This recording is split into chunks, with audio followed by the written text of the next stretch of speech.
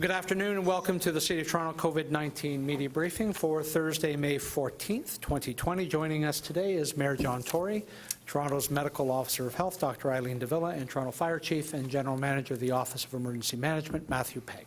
Mr. Mayor. Well, thank you, Brad, and good afternoon. Today, the province laid out the timeline and scope for Stage 1 of Ontario's restart. Just as Toronto Public Health, the Emergency Operations Centre and the Toronto Office of Restart and Recovery worked quickly to help ready businesses for the curbside pickup, we are now working to make sure all retailers have the information they need to prepare for reopening to customers on the basis prescribed by the province of Ontario. We are relying on everyone to continue to do the right thing.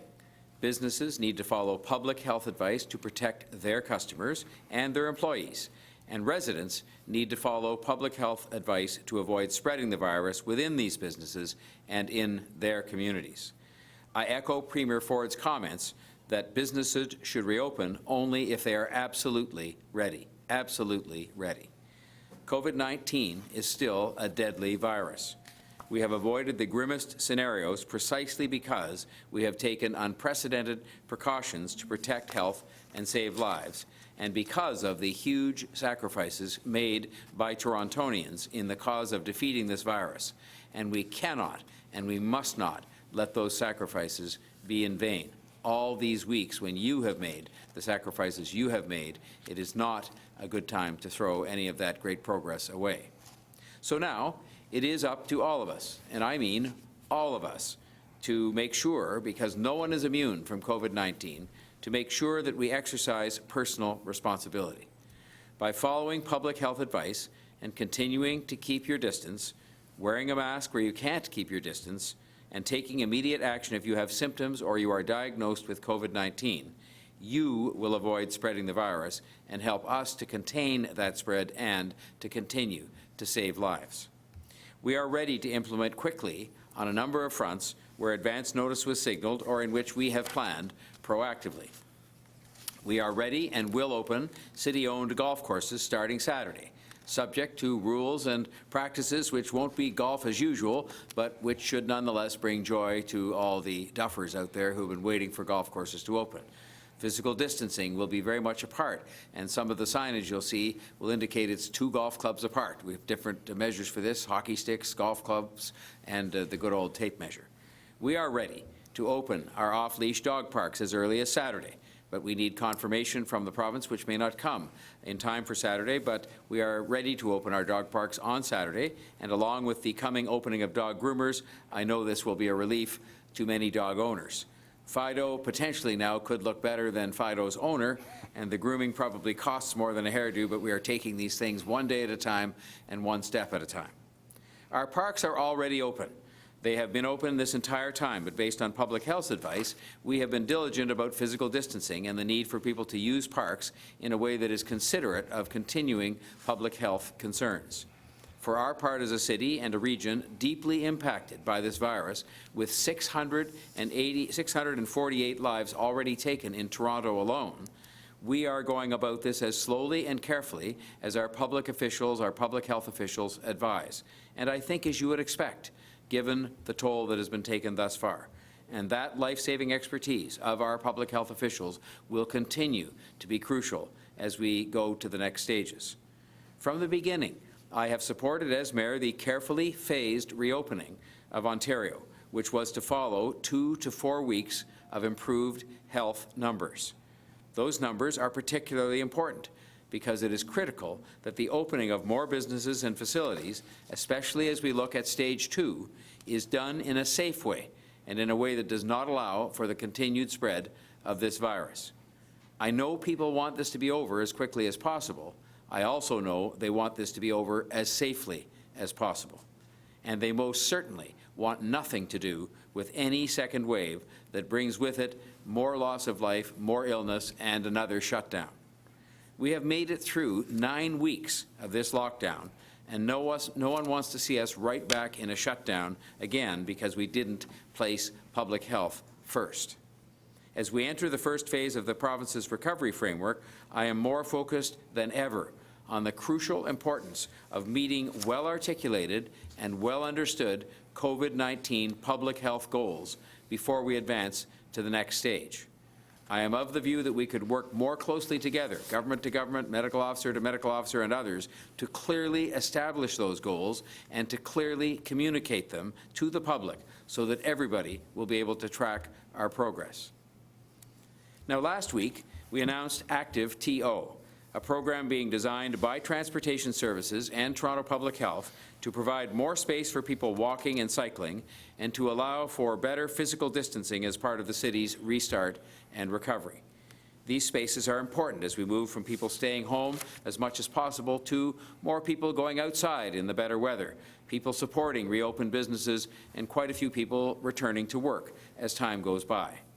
Active TO is about making sure people have the space to get outside, have the space to get around while respecting physical distancing, and when it comes to the larger bike lane projects, that we also have a safety valve when it comes to the TTC. Right now, vehicle and pedestrian traffic are at an all-time low, while bike traffic has stayed about the same in many downtown locations. Today, we are moving ahead with creating 57 kilometers of quiet streets across the city. And starting this weekend, we will be closing 2 major roads near popular recreation trails and areas. Starting right away, our Quiet Streets initiative will see traffic calming measures deployed on local streets across the city to open up space for pedestrians and cyclists while still allowing local car traffic only. We have partnered with 880 cities to roll out these projects fairly quickly. They have partnered with the city before, and they understand very well what we are doing with Quiet Streets and why. The first Quiet Street was set up in Kensington Market today, and there will be more to come. Signage and concrete blocks were placed this morning with paint and fences to come. We wanted to move forward with these quiet streets as quickly as possible, and the physical manner in which we are doing it will be modified and frankly improved as we go. We are releasing the full list of the first 57 kilometers of quiet streets today. I expect these changes will be popular, and city staff are already looking at other sites for more additional quiet streets, and we invite the public and our members of council, of course, to participate in making suggestions in this regard. Oakland, Portland, and San Francisco have adopted similar plans for many of their streets. Vancouver is also looking, they've said, to convert more than 50 kilometers of streets to quiet streets, a bit less than what we're announcing today. We are also moving ahead with the initial closing of major streets for people to walk and run and bike where it makes sense. Transportation Services staff and Toronto Public Health have recommended closing a total of around 10 kilometers of major roads adjacent to major trails or recreational attractions, and crowding on those areas on weekends, especially and holidays, has been observed or is anticipated as the weather improves. This Victoria Day weekend, we will have 3 major road closures for 3 days to help people have space along some of our most popular trails, running and cycling routes in the city. First, Lakeshore West will be activated, an activated site in the eastbound lanes from Windermere Avenue to Stadium Road. Second, Bayview Avenue from Mill Street to Rosedale Valley Road, along with River Street from Bayview Avenue to Gerrard Street East. Staff will be monitoring adjacent routes with real-time data so that we'll be able to make adjustments as necessary and monitor the impact of these closures, both in terms of traffic on the roads that are closed and traffic and use of other roads adjacent to them. As we move as quickly as possible to resolve practical issues, and there are some that we have to take into account before we can implement these closures, the May 23rd, 24th weekend will see us add another closure in the beach in addition to the ones I've just mentioned, and that is Lakeshore East from Coxwell Avenue to Woodbine Avenue. On the May 30th, 31st weekend, the Lakeshore West closure won't be possible due to the spring Gardner maintenance closure, but staff are working on a plan to open up Queens Quay, along with continuing the Lakeshore Boulevard East closure. All of this represents both a quick start and a common sense approach, similar to what has been done in Calgary and Denver, to respond to areas where there is bike and pedestrian congestion right now. We are continuing to speak with councillors and residents to see if there are other areas where this approach would work, particularly on busy weekends. The final part of our Active TO plan is focused on expanding the cycling network, and we will have more details about that expansion in a separate announcement to come next week. And all of this goes on top of our Curb TO plan, already extensively deployed, announced some time ago and partially implemented, which addresses hotspots on sidewalks and which has been incredibly popular. Staff have now rolled out 49 installations. Some are sidewalk expansions for lineups, some are pickup and drop-off areas for businesses. Another 25 new installations under the Curb TO program are planned for tomorrow. More than 200 locations have been submitted by residents, city councillors, and business improvement areas, and I believe this program has helped us to keep pedestrians safe in all respects and to respond to the reopening of businesses for curbside service quickly and seamlessly. The fact we've received no complaints from residents about curbside businesses operating is a testament not only to people and their cooperation and businesses and their cooperation, but also the cooperation of everybody else involved, all of those who work to give businesses clear guidelines, including our own staff, for their reopening, and the businesses themselves who've been responsible and who have been following the rules. I hope in the coming days to have more details as well on the request I made to the city staff to find ways to open up more outdoor space in appropriate places so as to help restaurants and bars expand when it is safe for them to welcome people back to dine in. A lot of this will have to do with patios, but it is something that I think will be important to enjoying our summer after the long ordeal we've been through, but as well to making sure that those restaurants are rendered as viable as possible in the aftermath of what has been a very long period of inactivity for them, and some physical distancing requirements we're likely to see in place when the restaurants reopen. I will say that we saw many restaurant owners in the media yesterday welcoming this idea, and I would encourage BIAs and restaurants to reach out to the city and suggest places in which we can do this appropriately as we go forward and get ready to receive their report. So we are continuing to do everything that we can to fight COVID-19, while also preparing for the post-COVID world that we know is going to be very different. This deadly virus has changed so many aspects of our lives. But it's also shown what we can accomplish when we all work together, whether it's on the measures that we've implemented during the course of the pandemic emergency for some of our vulnerable populations, or the steps that we're now taking to adjust things in the city in time for the recovery and reopening. And I want to thank not only all of our city staff and people who have helped to make these plans possible and to manage, I believe, this pandemic emergency very well, but I especially want to thank the residents of the City of Toronto. Because while it took a little while for people to get used to the new rhythm of how we work and how we visit parks and how we do things and how we even stay home, it is activity and behavior that has been above and beyond that has really helped us to make the progress that we've made, with much more progress to be made, as I think you'll hear from Dr. Davila. But you, the people of Toronto, are the only reason we're able even to talk about a restart today, whether it's phase 1 or any other phase. The only reason we're able to talk about any progress in this regard is because of the fact that you cooperated, and frankly, you will be the reason why we can move through further stages as well. But we have to make sure we see the results of that action on the part of all of us in order to move to those next stages. I have no doubt that our collective hard work and our commitment and our sense of personal responsibility will make sure not only that we can return to a more normal life, but that businesses and other activities will resume, and that this will contribute to the strongest possible bounce back and restart and recovery that this city could possibly imagine, because all the fundamentals are still there. This is still one of the best places in the world to live, and none of those fundamentals have been altered by what has happened in the last number of weeks. And now it's up to us to go the next few miles to get this done together, to have the self-discipline, the sense of personal responsibility, to work with us to make sure that we do this right. Thank you very much for your continued cooperation, and I will now turn the microphone over to Dr. Eileen Davila, our Medical Officer of Health, for her report for today. Thank you, Mayor Tory, and good afternoon. Today, there are 153 new COVID-19 infections in Toronto. To date, 5,851 people have recovered, an increase of 196 since yesterday. More detailed data on the status of COVID-19 cases in our city is available on our website. Earlier this afternoon, Premier Ford shared details for the first stage of reopening businesses, services, and public spaces in the province. As it relates to our city, there are many factors we must consider in collaboration with the province and other key partners as we continue to plan safely reopening. I echo the Premier in that we cannot take our progress for granted, and we need to continue to monitor our data. While I am pleased with the progress we've made so far, we need to be ready for flare-ups in COVID-19 activity as we make our way on our journey from COVID-19 response to COVID-19 recovery. As shared earlier, the province's plan is built on important decision-making criteria in 4 key areas.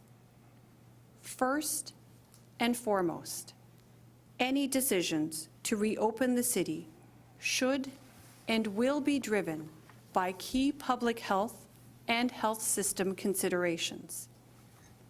To be able to reopen safely and effectively, we need a consistent and steady decrease in new cases, including those requiring hospitalization, sufficient healthcare capacity for timely management of new cases, and appropriate supply of personal protective equipment for our healthcare workers. Sufficient capacity for timely management of new cases and their close contacts, and sufficient testing to contain virus spread. When we have met these health considerations, we need to look at the question of workplace safety. Where possible, workplaces should continue to conduct business and service remotely. Where remote work is not possible, important considerations include ensuring physical distancing and enhanced cleaning and disinfection measures are in place, and an appropriate supply of personal protective equipment is available for that setting. There are also economic and practical implementation considerations. We are acutely aware that people want and need to get back to work. This is important from a financial perspective, but also for mental and physical health reasons. Today's provincial update is promising news for all of us. However, we must carefully monitor the circumstances in our city and remain vigilant about our public health measures. In Toronto, we are moving in the right direction, and we must continue to support each other as we navigate this difficult situation together. To keep moving forward and not take a step back, it continues to be important to follow public health measures, to practice physical distancing, and also to practice frequent hand washing. On another topic, tomorrow is the start of the May long weekend, and the weather should finally be a bit warmer. I know that many are looking forward to spending time outdoors and typically would consider a trip out of town to the cottage or to go camping. At this time, given our current circumstances, please avoid any non-essential trips out of town to help reduce the spread of COVID-19. We do not want to risk spreading COVID-19 in smaller communities or put a burden on their local health resources. For this reason, I ask that you consider spending this long weekend here at home in Toronto.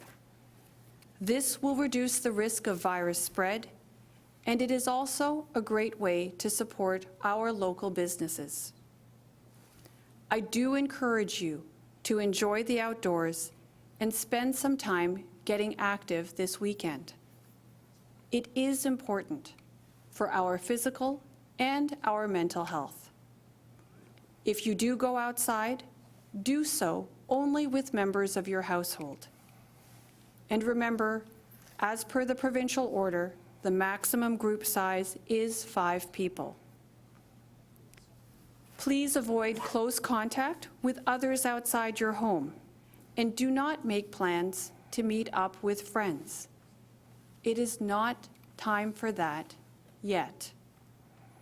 While you may feel healthy, you may unknowingly transmit the virus to others.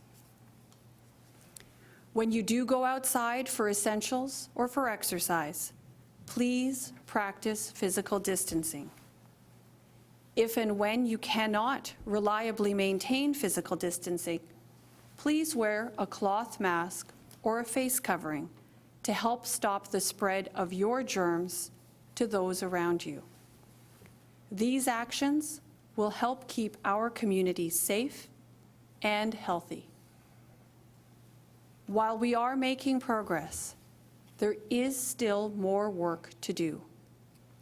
We do not want to undo our sacrifices over the past several weeks. I know this is difficult, especially as the weather gets warmer, but we need to stay the course with our physical distancing and public health measures. So please, continue to practice physical distancing, and please continue to take care of each other. I will now hand it over to Chief Pegg for his remarks. Thank you, Dr. Davila, and good afternoon. During yesterday's update, I provided some information relating to our current PPE inventory, as well as some information pertaining to our PPE pandemic reserve stockpile. I would like to provide some additional information relating to our pandemic reserve stockpile today. At present, we have an approximate 220-day reserve inventory of N95 respirators and a 120-day reserve inventory of surgical masks in our PPE reserve stockpile based on our current consumption rates. This reserve stockpile is non-current inventory that has been maintained for use in the event that our current inventory stock levels are unable to be maintained. This is done in accordance with provincial guidelines and in collaboration with our joint occupational health and safety committees. We have robust processes in place to manage both current and reserve PPE inventories, and the work of our PPE task force continues daily. We continue to deal with significant global supply chain issues in response to the extraordinary demand for PPE around the world. We have a number of PPE orders that have been placed, and we are awaiting delivery of those items. I am very proud of the exceptional work that our team has done and continues to do in order to ensure that we have the supply of PPE that our frontline workers require.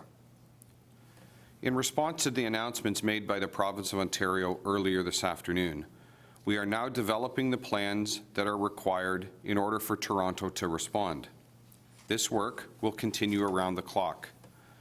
Our EOC continues to operate 7 days per week, ensuring that both critical and essential services are being provided without interruption. The Strategic Command Team continues to convene on a daily basis, ensuring that clear strategic direction is being provided and that issues that arise are well coordinated and are addressed without delay. Today is the 65th day of continuous EOC operations in Toronto. As additional retailers continue to open in our city, I'm pleased to advise that once again, we have not received any complaints relating to curbside pickup operations in Toronto. I thank each of our residents, business owners, and everyone in our city for continuing to respect these very important public health guidelines. As always, I remind everyone that toronto.ca/COVID-19 is the best source for up-to-date information on COVID-19 and service levels in Toronto. Thank you. Thank you, Chief. Just before we go to questions for reporters on the line, we have Mary Ann Bedard from our shelters. We have Janie Romoff from Parks, Barbara Gray from Transportation, and Paul Raptis from Senior Services and Long-Term Care. First question is to Brian Passafume from the Toronto Sun. Go ahead, Brian. Good afternoon, everybody. First question is for Dr. Davila. The numbers that you provided us today, are those numbers from today? The reason I ask is that, as I mentioned last week, the information posted on toronto.ca is still lagging really far behind. As I was waiting to ask my question, the data showing was 2 days old.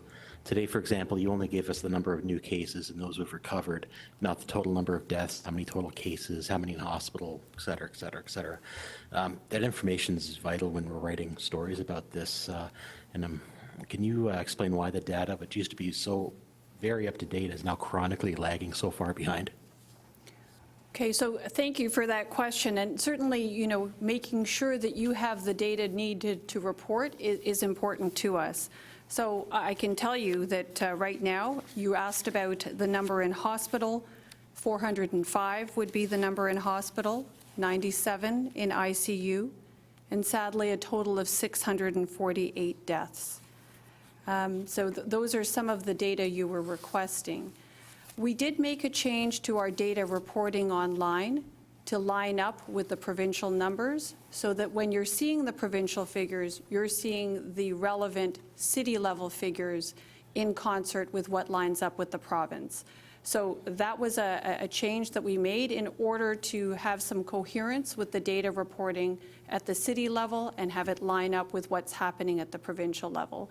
However, I'm happy to speak to the team offline. My understanding is that our data are up to speed, but if you're saying that they're not, I will certainly go back to my team and confirm what is happening, because I appreciate the need for up-to-date data.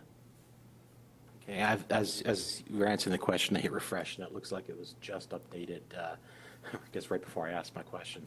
It's showing right now May 13th. And reflects the numbers you just gave. So the data that you gave, I guess, is from yesterday and not today?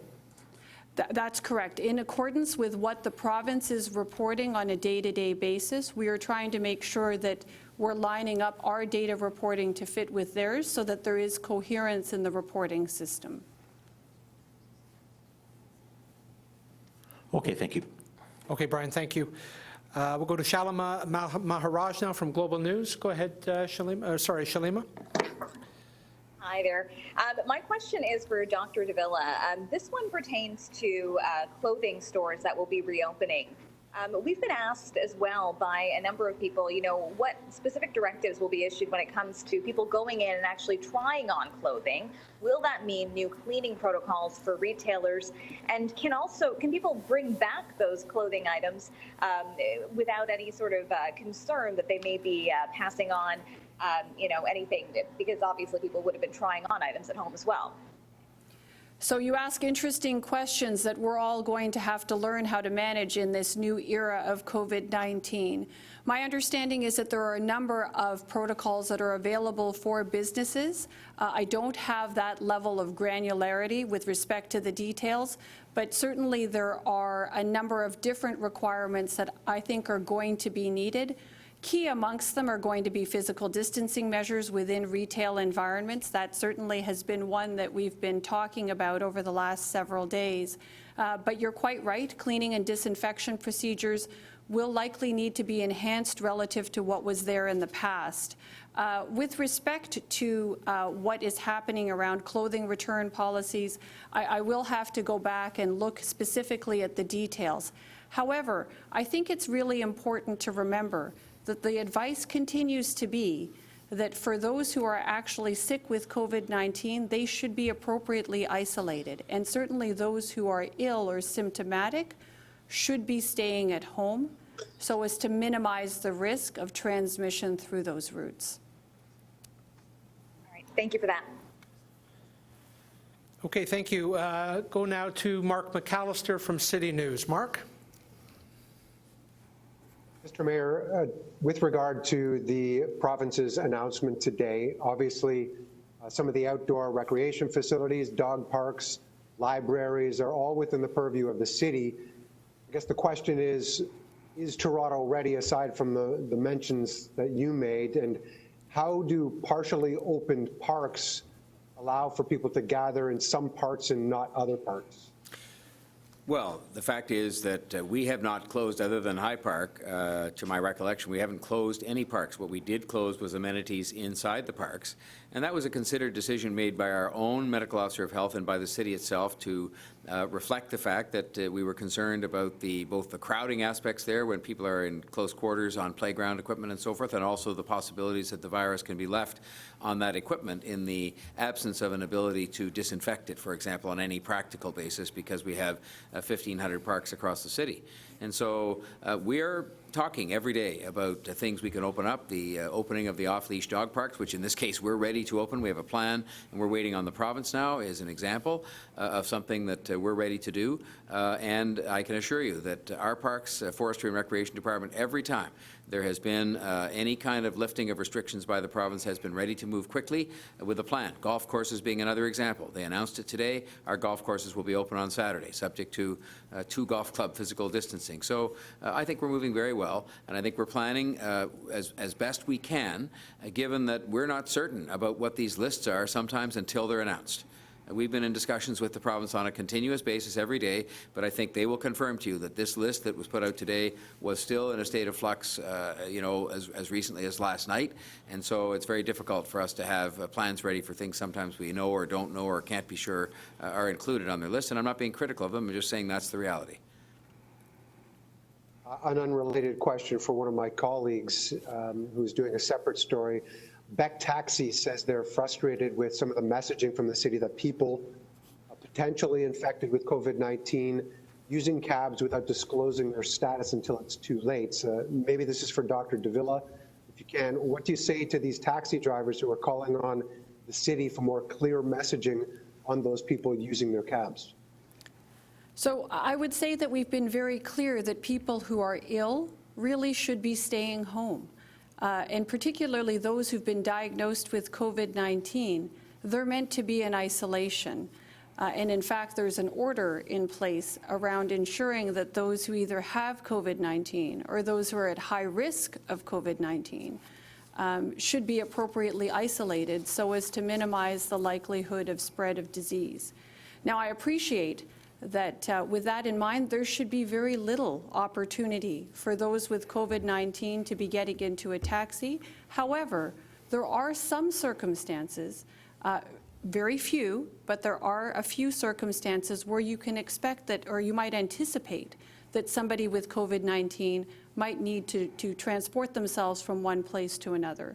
And the one that really comes to mind is for medical care, for important medical care that perhaps doesn't require emergency transport, but does require relatively quick transport to a healthcare facility. So in those circumstances, the advice, as we have given across the board to members of the public, is that if physical distancing cannot be maintained and you're in close contact with somebody, that the best thing to do is to use a cloth mask or a face covering so as to minimize the likelihood of transmission of your germs to somebody else.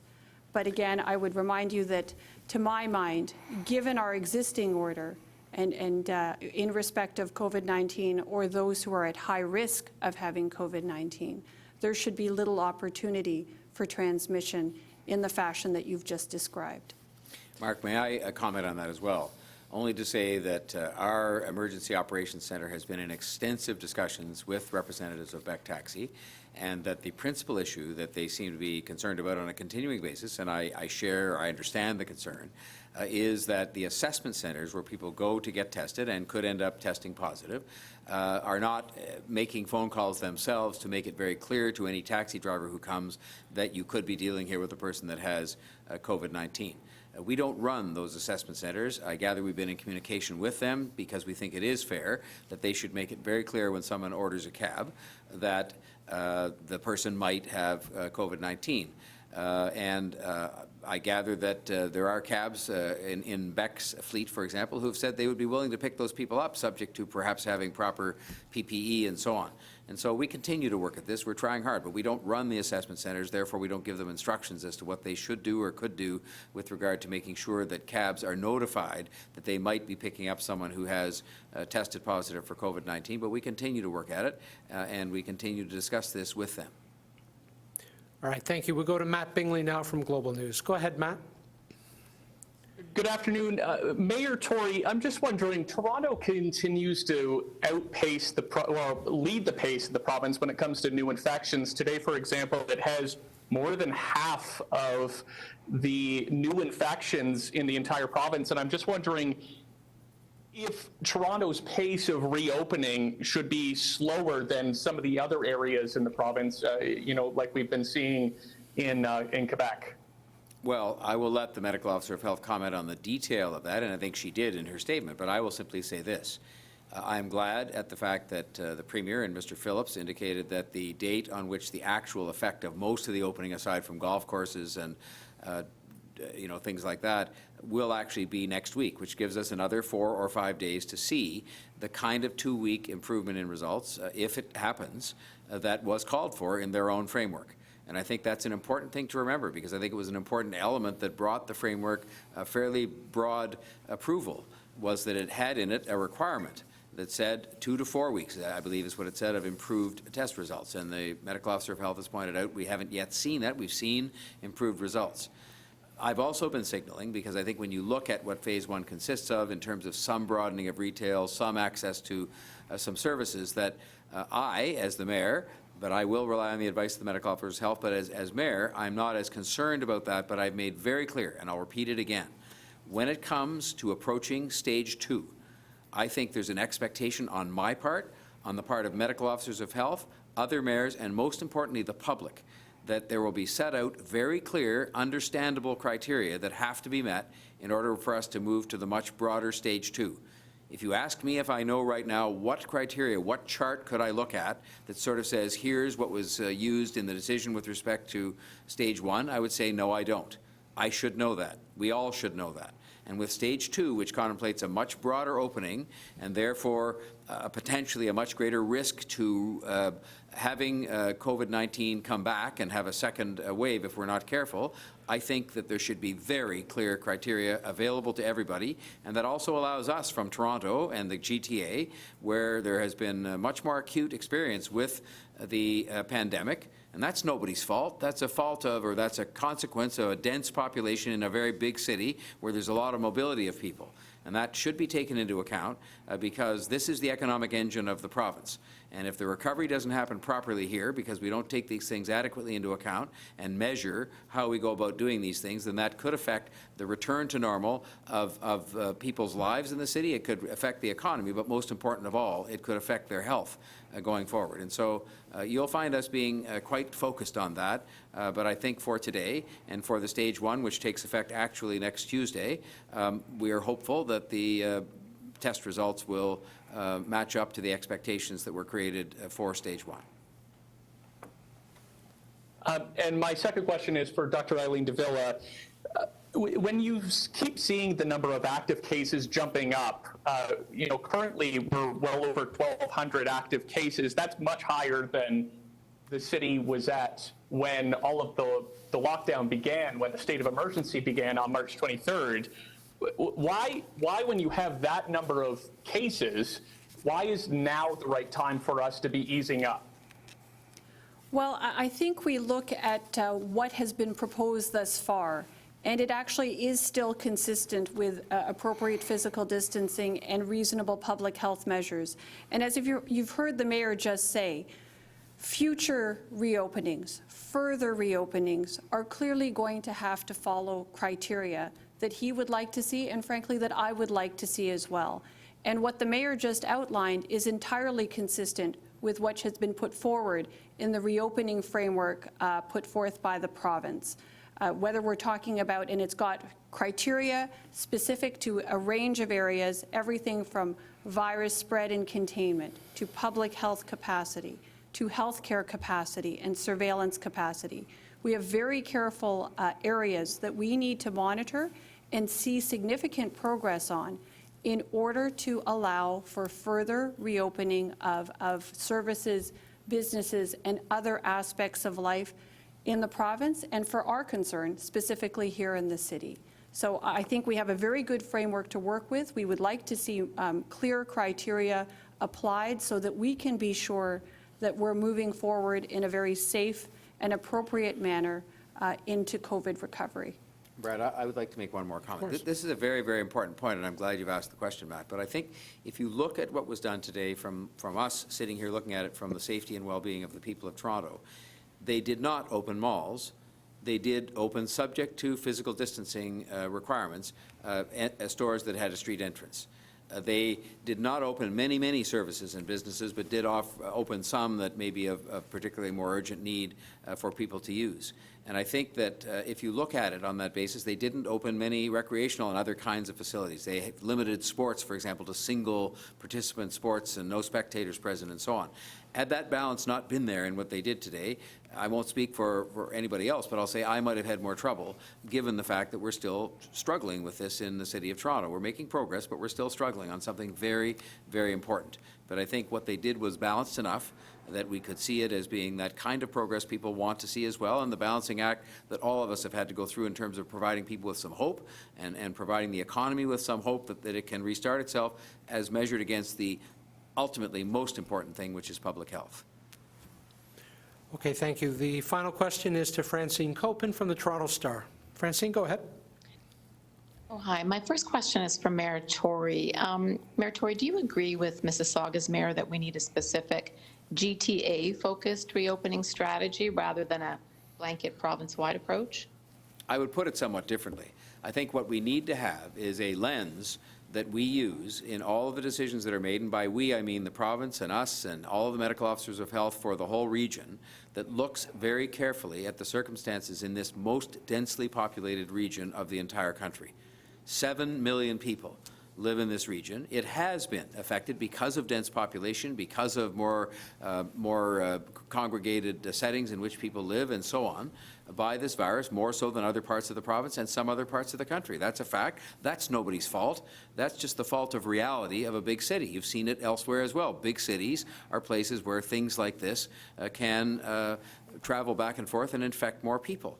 So I think it is appropriate and necessary that due consideration be given, careful consideration be given to the circumstances of cities, plural, including those in the GTA, as we make these decisions. And I'm very hopeful that not only will there be very clear criteria set out for the province, and that you may look at those measured against the city and see whatever you see, but that also there will be even more careful discussions. And I'm not complaining. The province has talked to us about these things, but I think as we reach a stage where there's much broader reopening and where therefore there is more risk, we have to be very, very careful.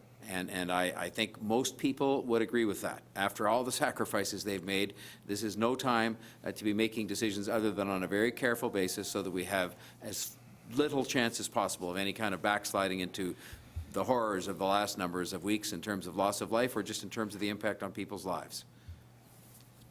My second question is for Dr. Davila. Does the sustained level of community transmission and rate of infection in Toronto and the GTA warrant a different reopening approach than the rest of the province? Well, I think you've just heard the mayor say, and I would concur with his statement, that we do have to have a particular lens to look at that which is happening here in our city, and I would argue that same lens needs to be applied to other jurisdictions in our immediate surroundings and in cities around the country. This has been the case around the world, that when you're looking at circumstances like ours, that you do have different elements and different factors in play when it comes to virus spread and containment, which is one of the key pillars in the reopening framework that the province has put forth. We have different issues in and around healthcare capacity and public health capacity, and clearly we have to make sure that we have appropriate surveillance capacity so that we can test all those who warrant testing and ensure that we have a good sense as to how the virus is transmitting. On the plus side, what we can say is that when we look at the numbers currently here in the City of Toronto, and I know that the case exists as well, or the same case exists around the province, we are seeing that reproductive number, the number of new cases or the number of subsequent cases that a new COVID-19 case generates is actually below 1. Which means that, and that's where we want to keep it, to ensure that we're not going to have ongoing transmission of COVID-19 in our communities. However, that has to be monitored very carefully, because clearly as you open up and restart activities in communities, the likelihood that people are going to be able to mix or congregate increases, and therefore the risk of transmission goes up. That's why we have to constantly monitor data. That is not unique to Toronto. It has special resonance for us. We have unique circumstances, but it is something that all of us will be looking at. All right, thank you very much, everybody. That concludes today's briefing. We'll talk to you again tomorrow at 3:45.